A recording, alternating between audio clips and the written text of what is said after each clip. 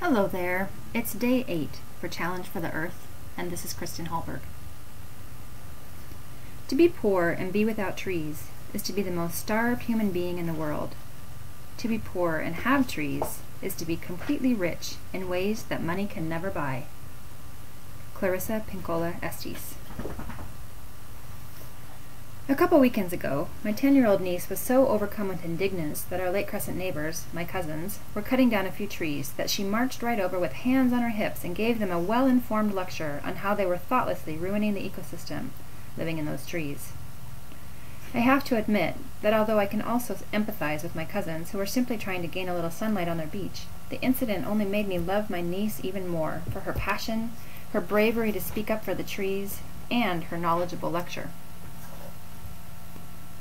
I remember a few years back, I was outraged when I heard that a century-old oak tree was poisoned by a sports fanatic from a rival team on the Auburn, Alabama campus after Auburn won a come-from-behind victory in football.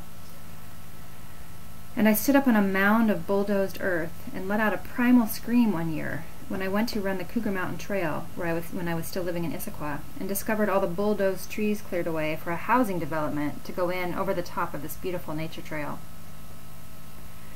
Chris Mazer, author of Forest Primeval, a classic work of ecology, said, "What we are doing to the forest of the world is but a mirror reflection of what we are doing to ourselves and to one another."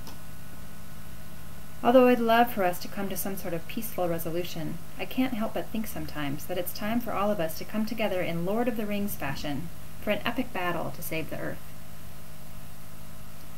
Your challenge for today, if you are brave enough to accept it, is to commit to taking one daily action to protect our trees. One suggestion: go to protectolympicpeninsula.org/action to sign a petition to keep Navy war games off the Olympic National Forest and out of the airways above Olympic National Park. There are much more details on their website. Blessings. I'll see you tomorrow for day 9.